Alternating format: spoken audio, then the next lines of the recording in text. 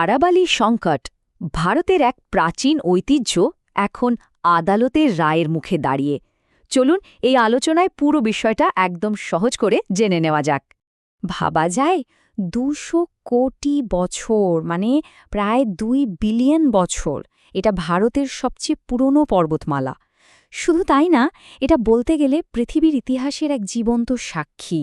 এর প্রত্যেকটা পাথর, প্রত্যেকটা চূড়া যেন সময়ের গল্প বলছে আমাদের। কিন্তু আজ একটা বড় প্রশ্ন উঠে গেছে, এই যে এত বড় একটা ঐতিহ্য, সেটা কি এখন অস্তিত্বের সংকটে? একটা আইনি সিদ্ধান্তের কারণে এর ভবিষ্যৎ কি চিরদিনের জন্য বদলে যেতে চলেছে? আচ্ছা, প্রথমে এটা বোঝা দরকার যে আরাবাল্লি কিন্তু শুধু কয়েকটা পাহাড়ের সমষ্টি নয়। এটা আসলে একটা প্রাকৃতিক প্রাচীর যা ভারতের বাস্তুতন্ত্রের জন্য ভীষণ ভীষণ জরুরি। দেখুন, এই পর্বতমালা গুজরাট থেকে শুরু হয়ে রাজস্থান আর হরিয়ানা পেরিয়ে সোজা দিল্লি পর্যন্ত চলে গেছে। এটা কি কাজ করে? ১. থর মরুভূমির বিস্তার আটকে রাখে। ২. লক্ষ লক্ষ মানুষের জন্য ভূগর্ভস্থ জল ধরে রাখে। আর ৩. দূষণে ভরা দিল্লি এনসিআরের ফুসফুস হিসেবে কাজ করে। মানে এক কথায় বলতে গেলে এটা এই গোটা অঞ্চলের জীবনরেখা।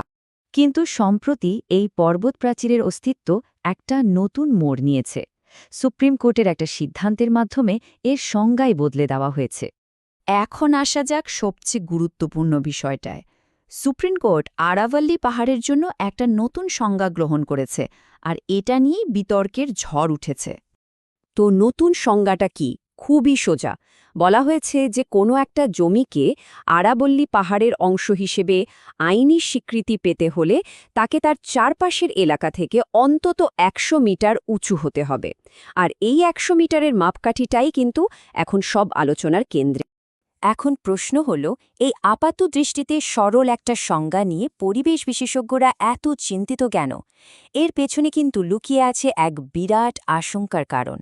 পরিবেশবিদরা যা বলছেন তা শুনলে চমকে যেতে হয়। তাদের মতে এই নতুন সংজ্ঞার কারণে আরাবল্লী পর্বতমালার প্রায় ৮০ থেকে ৯০% এলাকা তার আইনি সুরক্ষা হারিয়ে ফেলতে পারে। হ্যাঁ, একদম ঠিকই শুনছেন, প্রায় পুরোটাই। কারণটা হলো সময়ের সাথে সাথে আরাবল্লীর বেশিরভাগ অংশই তো ক্ষয়ে গেছে, আর সেগুলোর উচ্চতা এখন ১০০ মিটারের কম। আর এর পরিণতি হতে পারে ভয়াবহ। একবার আইনি সুরক্ষা চলে গেলে এই বিশাল এলাকা খনন, নির্মাণ আর বন উজাড়ের জন্য পুরোপুরি খুলে যাবে।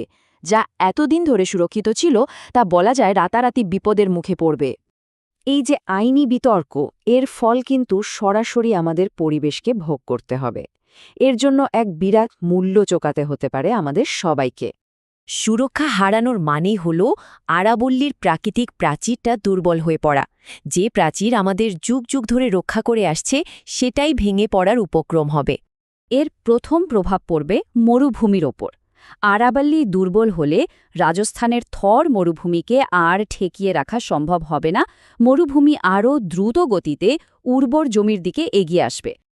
আর দিল্লি এনসিআর, এই অঞ্চলের ফুসফুস যদি এভাবে সংকুচিত হয়ে যায়, তাহলে দূষণের মাত্রা কোথায় গিয়ে পৌঁছাবে তা সহজেই অনুমান করা যায়।